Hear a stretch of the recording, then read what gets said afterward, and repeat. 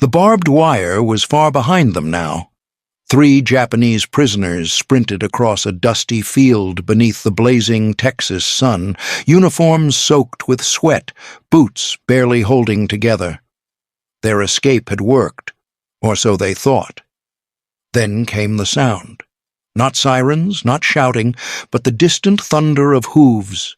The men froze as a group of riders appeared on the horizon. Not soldiers, cowboys, wide-brimmed hats, lariats, rifles slung low. The men had heard stories of what would happen if they tried to flee. Death, torture, shame. But when the riders caught up, there were no beatings, no guns drawn. One cowboy dismounted, offered a water canteen, and said with a dry smile, "You boys really thought you could outrun a horse?" The POW looked up in disbelief.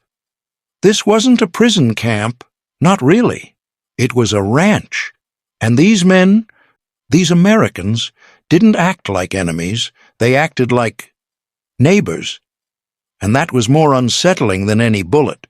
The train that brought them had rattled for days across a landscape so vast and alien that some prisoners thought they might have been sent to the afterlife, or some exile beyond the war entirely. There were no bombed-out cities here, no soot-blackened skies, just horizon, flat, dry, endless horizon, and a kind of silence that felt deliberately theatrical. It wasn't the hush of fear or the lull between shellings, but something much older.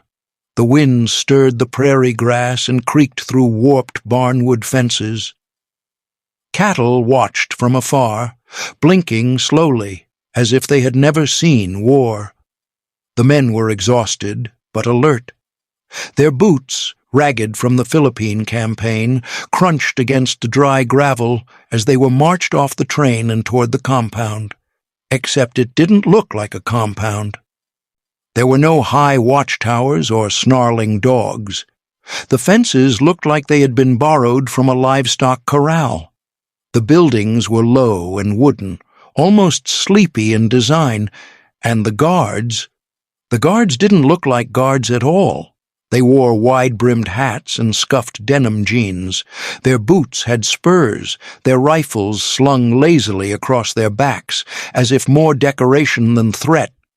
One even chewed a stalk of hay, nodding at the prisoners like a man greeting farmhands, not enemies. It was surreal. One of the older Japanese soldiers muttered, "Are we prisoners or guests?" No one answered. Inside the barracks, the men were issued clean blankets and told when meals would be served. The food was heavy, thick bread, beans, sometimes meat, and the coffee, bitter and hot, scalded the tongue in a way that almost made one weep.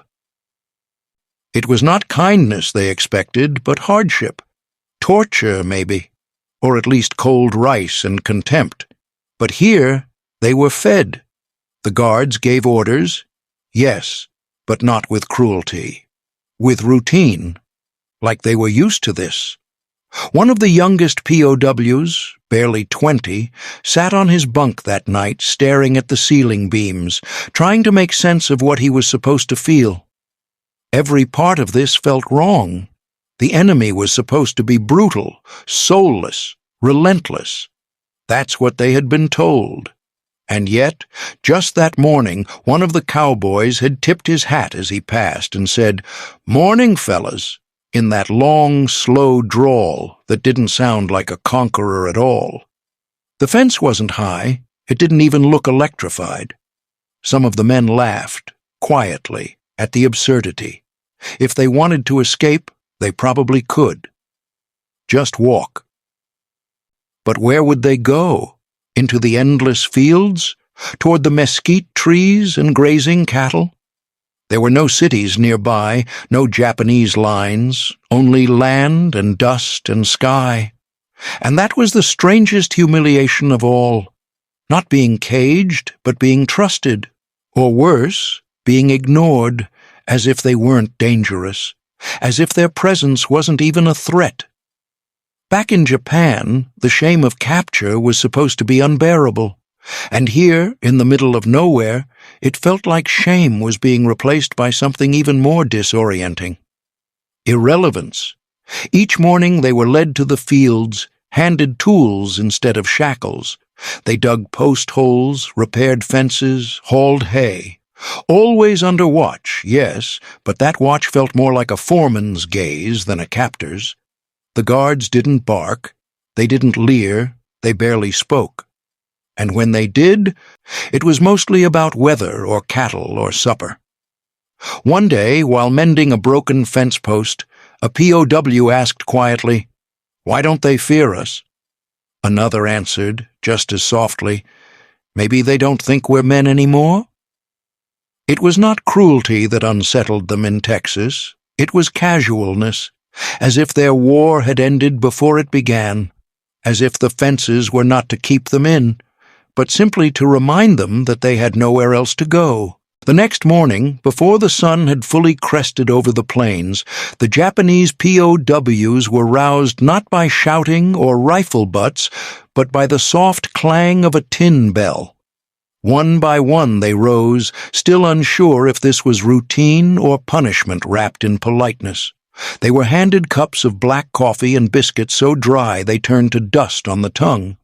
Then came the real surprise, not orders to dig trenches or load ammunition, but instructions to follow the ranch hands out to the cattle pens. There was no translator, just gestures, tools passed from hand to hand, and an unspoken expectation. Work. The prisoners were led to a paddock, where cattle snorted and stomped, their breath misting in the cool air. The smell was thick, hay, dung, leather. One POW, formerly a shop clerk in Osaka, flinched when a rancher tossed him a rope. He caught it awkwardly. Another was handed a pitchfork, then directed toward a trough. By midday they had fed animals, lifted hay bales, shoveled manure. The sun bore down with an intensity none of them were prepared for. Sweat soaked their collars. Dust stuck to their necks. But no one shouted, no one threatened. The cowboys moved among them silently, checking their work, correcting them with a nod or a tap on the shoulder. In the afternoon, one of the prisoners was taken to help with branding. The smell of burning hair seared the air as red-hot irons hissed against hide. The cowboy in charge didn't look twice at the Japanese man holding the reins. When the calf bolted and nearly pulled the prisoner off his feet, the cowboy chuckled, then steadied the animal and handed the rope back. No ridicule. Just work. That night, back in the barracks, the men didn't talk much. Not because they were afraid, but because they didn't know what to make of it. The enemy, who had supposedly trained their soldiers to kill without mercy, had handed them coffee and ropes. There was a wordless professionalism to the Americans. They didn't pretend the Japanese weren't prisoners, but they didn't treat them like animals either. One man, older, who had once served in Manchuria, said quietly as he removed his boots, "They treat the cattle with the same tone they use with us." Another replied, "No, not the same. They curse the cattle more." There were moments that unsettled them more than cruelty ever could. During a break one day, a young rancher leaned against a fence post, lit a cigarette, and passed it silently to one of the POWs. The man hesitated, then took it, nodding once. They smoked in silence, not as captor and prisoner, but as two men who understood the weight of labor. The dissonance grew. One POW remembered being told that Americans disfigured prisoners, that capture would be a fate worse than death. Another had seen posters back home depicting Americans as devils, eyes glowing red, mouths full of teeth. But the cowboy beside him now, who just handed him a tool to tighten a saddle cinch, looked like any tired man who had worked too long under the sun. It gnawed at their certainty. Were they being softened, or was this the truth behind the enemy lines? Not monsters, but men? No one said it aloud, but they felt it in their bones. It wasn't the work that tired them. It was the unraveling of what they thought they knew. And every time a cowboy tipped his hat or handed them a tool without contempt, the unraveling continued. But unraveling doesn't happen without resistance. For some, the kindness felt like poison wrapped in politeness, a quiet erosion of pride disguised as mercy. Late one night, after lights out, 3 prisoners sat huddled near the back of the barracks, voices barely audible over the chirring of crickets. They spoke in hushed tones, weighing their options, testing the silence for its strength. The youngest, a former medical student from Nagasaki, had been the first to say it aloud. "What if this is all to shame us?" The others didn't laugh. For days they had watched the guards, or rather the ranchers, move with the same calm indifference. There were no chains, no searchlights, no tower guns. The fence was only waist-high in places, and that bothered them more than any punishment might have. They weren't guarded like enemies. They were managed like labor, forgotten. The plan was simple. Leave at night, slip past the grazing fields, and head toward the low hills they'd seen in the distance. They had no maps, no food, only direction, instinct, and the belief that honor demanded something more than waiting to be handed bread by a foreigner. They whispered their goodbyes to no one, slid open the creaking side door of the barrack, and vanished into the Texas dark. The air was cool and dry, the stars sharp overhead. At first, the escape felt too easy. They crossed the first fence without so much as a shout behind them. No alarms, no dogs, just wind and footsteps and the pounding of their own hearts. For hours they moved in silence, through brittle grass and across dry creek beds. The farther they went, the more confused they became. Was this what freedom felt like? Not hope, but suspicion? By dawn, their pace had slowed. The sun climbed steadily behind them, painting the sky orange and gold. Then came the sound. Not boots, not trucks, but hooves. The cowboys had come. They didn't arrive shouting. They didn't fire warning shots. They rode in like they were chasing stray calves, one hand on the reins, the other loosely resting on a lasso or rifle, but none of the weapons raised. The prisoners froze. One man reached for a rock out of instinct, but dropped it when he saw the lead rider wave, not point. The cowboys circled slowly, tightening the distance. Dust curled behind their horses. A voice called out, calm, amused, almost fatherly. "Mornin', boys. Long walk, huh?" No one moved. The medical student dropped to his knees, not in surrender, but in exhaustion.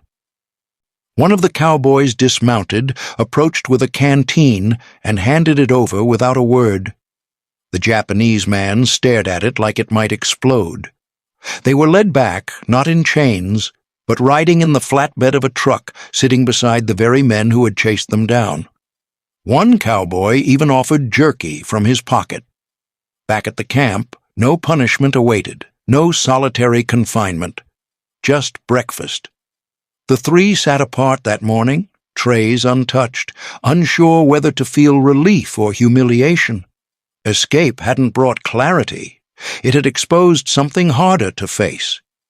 They hadn't been running toward freedom, but from confusion. If you've made it this far in the story, we'd love to hear from you. Let us know where in the world you're watching from by leaving a comment below. We read everyone. And if these quiet, hidden stories from WWII speak to you, please like this video, press the subscribe button just below, and click the notification bell so we can keep bringing you forgotten truths like this one. For the escaped prisoners, the enemy had caught them, but it hadn't broken them. What unsettled them most was this: the Americans hadn't even tried. The days after the escape were strangely calm. The 3 men who had run now worked the same fields as before, their faces sunburned, their pride dulled into silence. No one mocked them. The cowboys didn't mention it at all, as if escape were as routine as mending a fence or breaking a horse. That silence was heavier than any punishment. It left the men adrift in their thoughts, unsure whether to feel forgotten or forgiven. Then, one afternoon, something happened that cracked the quiet in a way none of them expected. A new ranch hand arrived, young, lean, his hat pulled low, but his face unmistakably different. His eyes, darker than the other cowboys, lingered on the Japanese men with an unreadable expression. During a break, while the prisoners sat in the shade of a mesquite tree, the young cowboy walked over and said, in hesitant but clear Japanese, "You work hard. Good." Every head turned. For a long moment, no one spoke. The language of their homeland, rolling awkwardly from an American tongue, sounded like an echo from another life. Finally, one prisoner asked, his voice trembling, "You speak our language?" The cowboy smiled faintly. "A little. My parents from California, before the war." It was then that they saw it, the faint tension in his shoulders, the weight of something unspoken behind his eyes. He wasn't quite one of them, but neither was he fully one of the Americans. He was both. And that, somehow, made him more dangerous to their certainty than any guard with a rifle. In the days that followed, the man, his name was Ken, worked alongside them. He spoke little, switching between English with the ranchers and clipped Japanese with the prisoners. He corrected their pronunciation of certain English words, laughed at their attempts, and when they cursed the heat, he only nodded and said, "Same sun for all of us." The men didn't know what to make of him. A Japanese who fought for the Americans? A traitor? Or something else entirely? A man trapped between two worlds, like they were now. The younger POWs gravitated toward him. He told them stories in fragments, his family's strawberry farm in California, the camp they'd been sent to after Pearl Harbor, the strange feeling of belonging nowhere. One evening, while they worked on repairing a corral fence, Ken said something quietly that none of them would forget. "You're safer here than anywhere else." The words hung in the warm air. At first, they thought he meant physically, that the Americans wouldn't harm them. But as days passed, they understood there was more beneath it. He was speaking not just of safety, but of identity.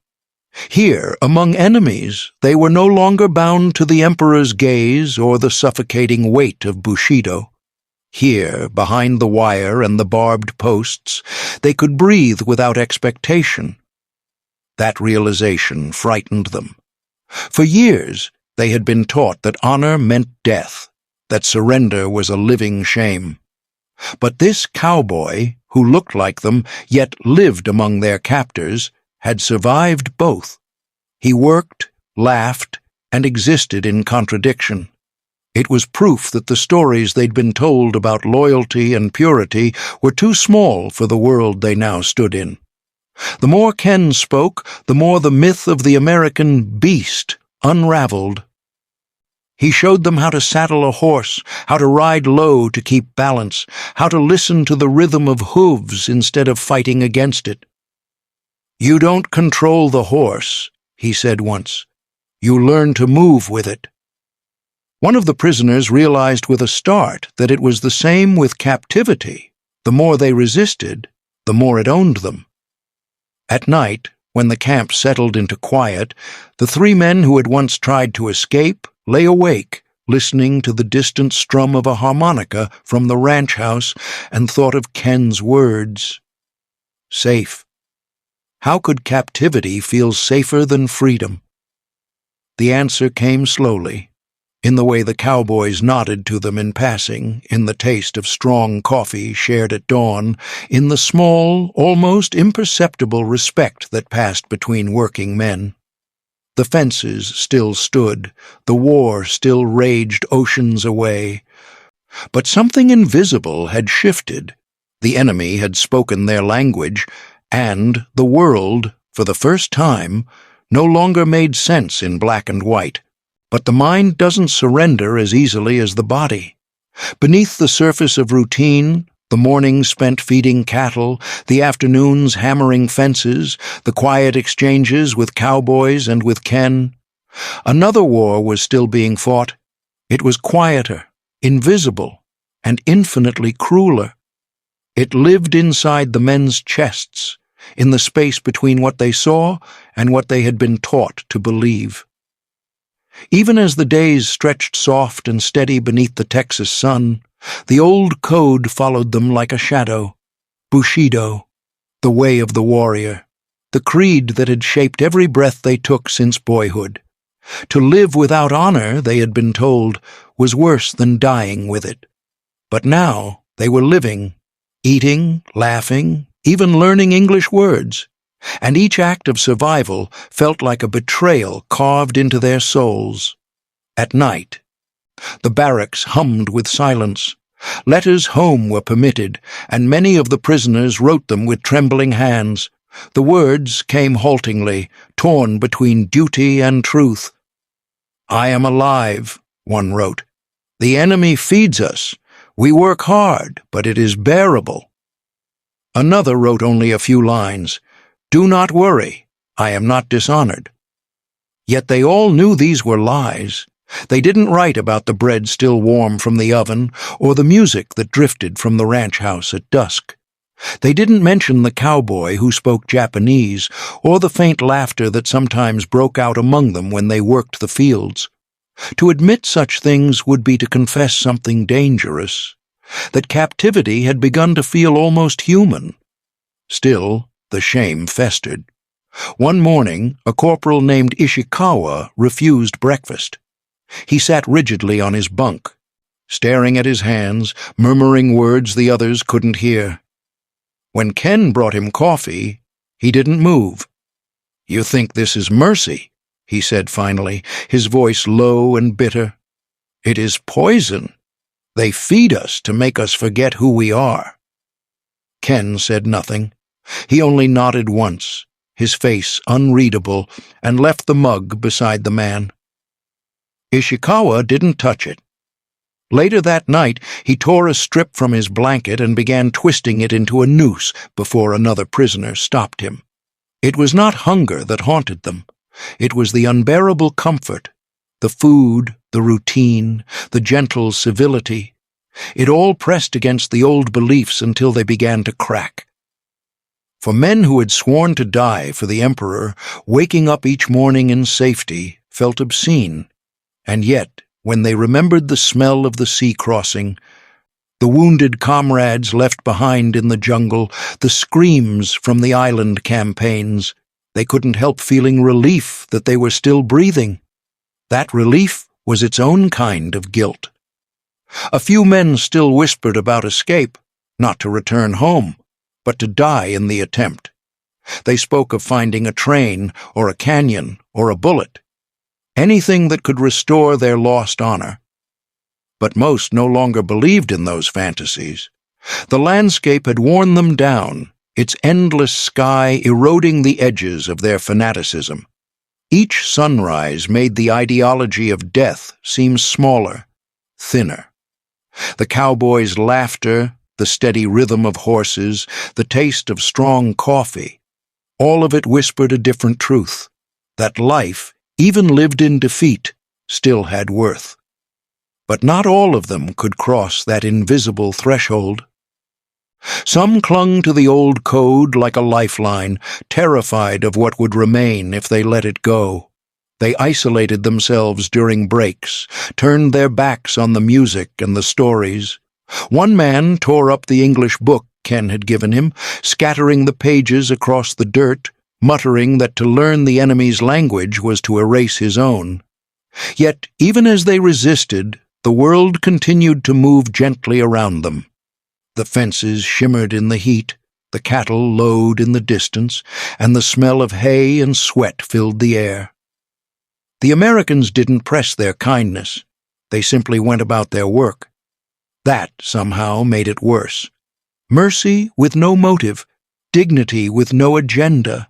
These things stripped the old certainties bare. And so, night after night, the prisoners lay awake, each man staring at the rafters above his bed, fighting a war that had no battlefield. Some prayed for redemption, others for death. But a few began to realize the most dangerous thought of all, that perhaps Bushido was not a code of strength, but of fear. That honor built on death was only another kind of cage, and here, in the quiet heart of an enemy's ranch, they were finally learning what freedom might actually mean. The invitation came without ceremony. Just before dusk, as the heat bled off the land and the sky deepened into a velvet orange, one of the cowboys walked up to the fence and nodded toward the barn. "Tonight," he said simply, "you're welcome." The POWs looked at each other, unsure whether it was a trick, a misunderstanding, or some test of loyalty. But after months of labor, of dust and sweat and silence, something inside them stirred. Curiosity, perhaps, or something quieter. Fatigue. They followed the guards beyond the usual boundary, past the tool sheds and feeding stations, to a clearing near the ranch house where a fire had been lit. The smoke curled slowly into the air, sweet with mesquite wood, and around it stood several ranchers, hands in pockets, their hats tilted back. There were benches made from logs, a grill fashioned from scrap iron, and beside it skewers already sizzling with chunks of beef and onion. It was not a feast, not by Texas standards, but to the prisoners it might as well have been a banquet. No one gave speeches, no flags waved. It was just meat and fire, and the sound of a harmonica low in the background. The POWs sat cautiously at first, their backs straight, unsure where to put their hands. One rancher passed out tin mugs of coffee, black and bitter, and when one of the prisoners hesitated, the man just smiled and said, "It ain't poisoned." That broke the tension enough for someone to laugh. A soft, startled sound that caught everyone off guard, including the man who made it. The harmonica player shifted his tune to something slower, a lullaby-like melody that had no words, only the echo of memory. For a moment, the Japanese men sat still, listening. One could almost believe they were not prisoners, not enemies, not caught in the aftermath of a world war, just men, workers, survivors. Around the fire, labels blurred. The older officer, a man named Nakamura, who had once commanded a garrison in the Philippines, sat with his arms folded, eyes locked on the flames. His face, usually tight with control, loosened in the flickering light. At one point, he whispered in Japanese, more to the fire than to anyone else. "I have not felt like a man in years." Another prisoner leaned toward him. "Then what have we been?" Nakamura didn't answer, but his expression said enough. The ranchers didn't prod them with questions. They spoke of cattle prices, dry wells, a calf born early that week. It wasn't small talk, not exactly. It was the language of routine, of survival beyond ideology, and the POWs, some without realizing it, began to nod, to respond with gestures, to lean closer when a joke was made, even if they only half understood. Someone passed around a small jar of pickled okra. It was strange and sour and unlike anything the prisoners had ever eaten. One of the younger men grimaced, then laughed, genuinely this time, and the cowboy next to him laughed too. In that moment, no one cared who had started the war or what loyalty demanded. When the fire had burned down to glowing coals and the harmonica had gone silent, no one rushed to leave. The night air was cool, the stars thick above. The prisoners sat a little longer, some sipping the last of their coffee, others just watching the embers pulse like a living heart. Later, as they walked back to the barracks, Nakamura fell behind. He paused once, looking back at the dying fire, then up at the sky. He did not say what he was thinking, but those who saw him said his posture had changed, no longer stiff with pride, but looser, as if something heavy had been set down. That night, few men spoke, but sleep came easier, not because they had forgotten who they were or what they had lost, but because, if only for a moment, they had remembered they were still human. In the firelight, surrounded by those who should have been their captors, they had found a sliver of something neither side had prepared them for. Not surrender, not shame. Just the quiet, disarming recognition that perhaps captivity was not always a cage. Sometimes it was a kind of crossing. The next morning, the camp felt different. The air carried that faint, fragile quiet that follows an unexpected moment of peace, a silence the men were almost afraid to touch. But even peace, in war, comes with rules. Orders arrived from the administrative office in the nearby town. Prisoners were permitted to write letters home. 3 pages, censored for content, translated by American staff before being sent through official channels. The announcement spread quickly, whispered through the barracks like wind through dry grass. For days afterward, the sound of pencils scratching across paper became the camp's new rhythm. At first, the men hesitated. What did one write after so much silence? Some stared at the blank page for hours, the words caught somewhere between shame and longing. Others began mechanically, clinging to the structure of formality: health, safety, duty. "I am alive," one letter began. "I am treated fairly," another. "Do not worry for me. The Americans feed us and allow work. I will come home when the war ends." But beneath the politeness lay the real ache, the fear that these words might never be believed, that they would sound like betrayal when read in a dim kitchen half a world away. A few wrote honestly, unable to suppress the truth of their bewildering reality. One man, a former cook from Hiroshima, confessed in small, careful kanji, "They gave us bacon." The phrase felt absurd even as he wrote it, but he could not erase it. The smell, the taste, the kindness of a cowboy who had handed it to him with a grin. It had become a symbol of everything he could no longer explain. When he handed the letter to the guard, he felt a strange relief. But weeks later, no reply came. Then months.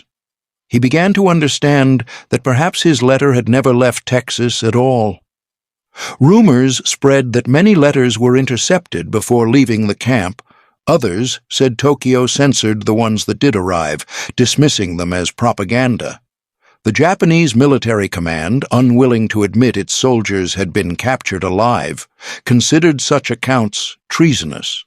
Prisoners of war officially did not exist, at least not honorable ones. To survive was to disgrace the nation, and so the silence from home grew heavier with each passing week until it became another form of confinement. At night, the men gathered quietly around a single candle in the barracks, rereading the few replies that had made it through. Some were brief, no more than a handful of words scratched on cheap paper. "We are well." "Do your duty." "The Emperor endures." But one man received a letter that broke him. It was from his wife, written in a trembling hand. "The neighbors say you are dead. I tell them you are, so the children are not shamed." He read it 3 times, then folded it carefully and placed it beneath his pillow. For days afterward he spoke to no one. The letters that never came back became ghosts in the camp, invisible presences haunting every meal, every sunrise. The men continued to write, though fewer with each month. For some, the act itself became ritual, a way to remind themselves that they still existed beyond the barbed wire. Others stopped entirely, convinced that their words vanished into a void. The cook from Hiroshima spent his evenings sitting near the fence, his notebook open on his lap. He no longer wrote to his family, but to no one in particular. His letters became confessions to the sky about the smell of mesquite, about the music of the harmonica, about the strange decency of men who should have been monsters. One night, as he finished another unsent letter, he whispered to the wind, "Perhaps the real prison is not this fence, but the one they built inside our minds." Around him, the camp slept, the same quiet order as always, but inside those barracks, where pencils had once scratched like insects in the dark, silence reigned. It was the silence of men who had realized that even truth, when it travels too far, can vanish like smoke before reaching home. Spring came late to the Texas plains that year, slow and unsure, like it was still deciding whether to stay. The frost lingered in the shadows of the barns, and the wind still bit at the early morning air, but the sun began to stretch longer across the dirt, warming the bones of men who had grown used to the cold. One morning, as the POWs gathered for their usual assignments, a cowboy handed them not tools, but a canvas sack filled with seeds, beans, tomatoes, squash. No explanation. Just a nod toward a patch of dry land behind the barracks and the simple words, "Y'all can plant something there." At first, they stared at the seeds like they were foreign currency. These were men trained to endure war, not coax life from soil. But something about the gesture settled deep in their chests. Not kindness exactly, but permission. Permission to invest in something that would outlive a morning's labor. They cleared the earth in silence, working with spades and makeshift hoes, their hands blistering not from punishment, but from the unfamiliar hope of creation. The garden began modestly, rows crooked and uneven, water carried in dented buckets from the well, but each seed planted became a quiet declaration that even in captivity, life could grow. Each sprout that pushed its way through the dust became a small act of defiance. They weren't supposed to build anything here, they were supposed to wait, but now something depended on them. The change was almost imperceptible. Men who had once walked with eyes downcast now paused to check the green shoots before heading to work. Laughter returned, thin but real. During breaks, some knelt to pull weeds or adjust rows, treating the garden not as property but as proof. Proof that they still mattered, even if no one outside the camp believed it. One prisoner, a quiet man with thick hands and a slow way of speaking, began carving small figures from scrap wood at night. He used a pocket knife smuggled through intake, hidden for months. At first he made animals, a cat curled to sleep, a bird mid-flight. Then he carved a horse, delicate, no bigger than a matchbox, and passed it to the young son of one of the cowboys who sometimes brought supplies to the gate. The boy, no older than 8, held it in his palm, eyes wide, then nodded and said, "Thank you, mister." The next day, the boy returned with a slingshot and handed it to the man in exchange.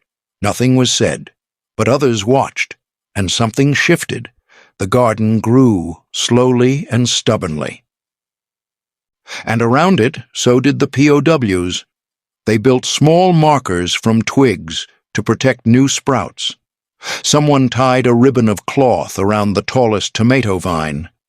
In the evenings, after work, men lingered near the soil, not because they had to, but because they wanted to. These were not grand gestures, no monuments, no speeches, but they were acts of reclamation, of identity, of dignity, of self. They were not soldiers here, nor victims. They were men who had seen death and decided, somehow, to grow toward life. Even the Americans noticed the change. One cowboy, watching from the porch, muttered to another, "They're different now." The other just nodded. "They've got roots." And perhaps that was it. In a place designed to hold them still, they had found a way to move forward, not with escape or violence, or surrender, but with beans and squash, with carved horses and shared laughter. The war still raged across the ocean. Families remained silent. Letters went unanswered. But in the garden, something new was taking shape. Not victory, not defeat. Just a fragile, persistent reminder that survival could be more than waiting. It could be planting, tending, giving. It could be creating beauty where none was expected. The garden was in full bloom when the announcement came. The men had just returned from the fields, dirt caked beneath their fingernails, sweat soaking through their shirts, when the commandant gathered them near the mess hall. His voice was flat, almost cautious, as if the news were too large to fit into a single sentence. "Japan has surrendered," he said, and then he stepped back, letting the silence spread like wildfire through the assembled prisoners. No one spoke at first. Some blinked rapidly, as if they hadn't heard correctly. One man dropped the bucket he was holding and let the water spill across his boots. A few fell to their knees, others stood as if waiting for a correction. A clause, an exception, a clause to soften the blow. But it didn't come. The war was over. For days, the camp existed in a kind of stunned limbo. There were no cheers, no celebrations, just quiet meals, long stares, and a heaviness that settled into their bones. For years, they had anchored themselves to one certainty, that the war defined their purpose. Even in defeat, they had clung to its rhythm, its ideology, its rituals. But now, with that purpose gone, what remained was terrifying. Some men wept openly. Others wandered aimlessly near the garden, touching the vines as if to steady themselves. One prisoner, a former naval officer, sat with his back to the barracks and whispered the emperor's name like a prayer, again and again. There was grief, yes, but more than that, there was confusion. What now? The Americans offered no answers. They prepared the paperwork, scheduled the transfers, issued clean clothes and shaving kits. A few cowboys extended their hands, muttered quiet goodbyes, but even those gestures felt too small. Repatriation, they called it, the return. But to what? No one knew what awaited them in Japan. Cities reduced to ash, families displaced or dead, a country humiliated before the world, and worse, a culture that still struggled to name men like them, the ones who had lived through surrender, captivity, mercy. "How will they look at us?" one man asked in the dark, voice barely above a whisper. Another replied, "Like ghosts." And yet, beneath that fear, another thought crept in, more disturbing than shame, more enduring than fear. It was this, that the most stable memory they carried now was of Texas, of a ranch, of men who had taught them how to hold a lasso, how to mend a fence, of a harmonica under a purple sky, of a cowboy's son holding a carved horse. These weren't fantasies, they were real, lodged in muscle and memory, more real perhaps than the country they were returning to. Some prisoners began to write again, this time unsure if their words would ever be mailed. One man wrote a letter he didn't intend to send, folded it into the sleeve of his uniform. "I was fed by my enemy," he wrote. "I was shown dignity by a man with dust on his boots. And I do not know who I am anymore." When the trucks arrived, the goodbyes were brief. No handshakes this time, just nods, tight smiles, and averted eyes. The prisoners climbed aboard, duffel bags in hand, and watched the fences slide away behind them. One man, the cook from Hiroshima, pressed his forehead to the window. He watched the garden vanish in the distance. He thought of the seeds, of the letter he never sent, of the firelight that once flickered on a cowboy's face. He thought of what it meant to be changed in a place built for containment. The war had ended. The gates were open. But the questions, the contradictions, those would follow them home. Decades passed, and the questions aged with him.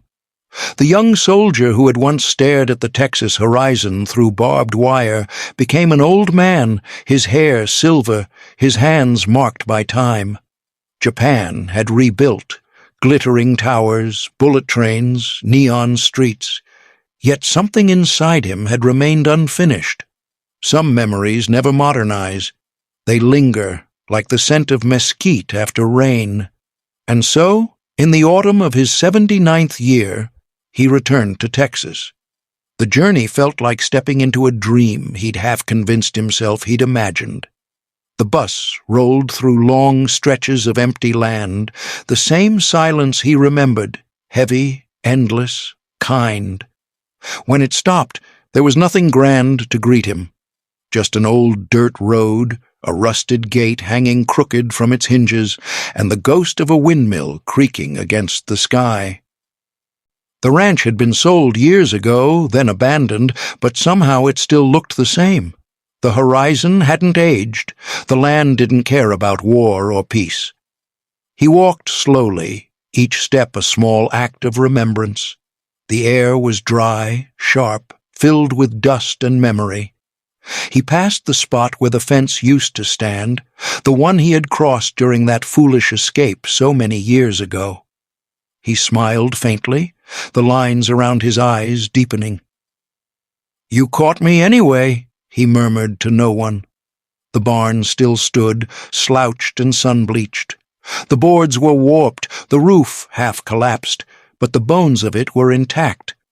He pushed the door open and was met with the smell of old hay and rusted metal, the scent of a life long gone but somehow waiting. Dust motes hung in the air like ghosts, turning golden in the afternoon light. He ran his fingers along a wooden beam, the surface rough beneath his touch, and then he saw it. The carving. It was still there, small, crude, no bigger than his palm. A wooden horse nailed into the beam. The edges had darkened with age, the grain of the wood cracked, but the shape was unmistakable. The horse's head tilted slightly upward, forever frozen in a quiet defiance against time. For a long while he couldn't move. He simply stood there, breathing in the silence, feeling the weight of decades dissolve. His throat tightened. That carving had been his, or perhaps another man's. But it didn't matter anymore. It belonged to all of them, to everyone who had once stood behind that wire and learned that kindness could wound as deeply as cruelty, because it forced them to feel. He reached out, his hand trembling, and touched the horse. It was warm from the sun. Beneath his fingers he could almost hear the echoes.